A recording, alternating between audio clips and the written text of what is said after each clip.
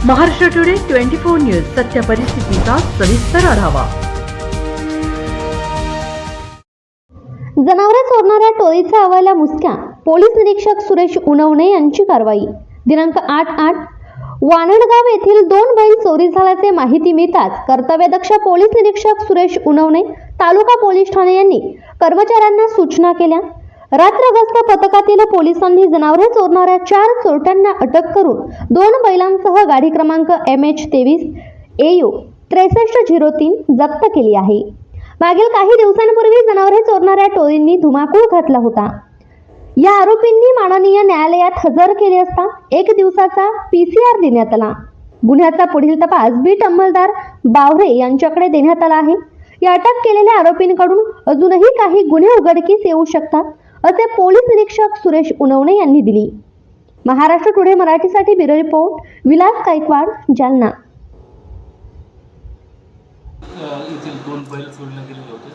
त्या अनुषंगाने माहिती मिळाली असता 4 आरोपींना ताब्यात घेण्यात आलेले आहे। त्यांच्याकडून इतरही काही गुन्ह्याची कबुली त्यांनी दिलेली आहे की त्यांनी केलेले आहेत 2-3 ठिकाणचे ते सांगत आहेत।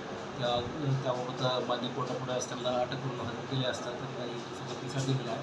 त्या पिसाळ दरम्यानमध्ये अजून दुसरे कोणते गुन्हे उघडकीस होतात का आणि त्याच्यावर काय जप्त करता येईल हे प्रयत्न चालू आहेत। आता तपास बीट अंमलदार बावरे हे करत आहेत।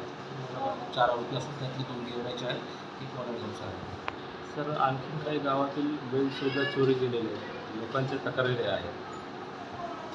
नाही, त्याच्याबद्दल ज्या तक्रारी प्राप्त झालेल्या आहेत आपल्याला त्या अनुषंगाने तपास करून त्यांच्याकडून जे गुन्ह्याचा सहभाग त्यांच्यामध्ये आहे किंवा त्यांनी जे चोरी केलेले आहे ते निष्पन्न करून त्याच्याकडून तो माल हस्तगत केल्यानंतर संबंधिताला परत करण्यात येईल। सध्याच्या परिस्थितीमध्ये किती म्हणजे रिकव्हरी वगैरे केली? सध्याच्या त्यांच्याकडून आरोपीकडे तर आज केलेला जो वानडगावचा गुन्हा आहे तो एक आणि इतर 3 ठिकाणी केलेला असं सांगत आहेत। तरी मुद्देमाल आणि उर्वरित PCR दरम्यान तपास केल्यानंतर आपल्याला पुढचं गोष्ट समोर येईल।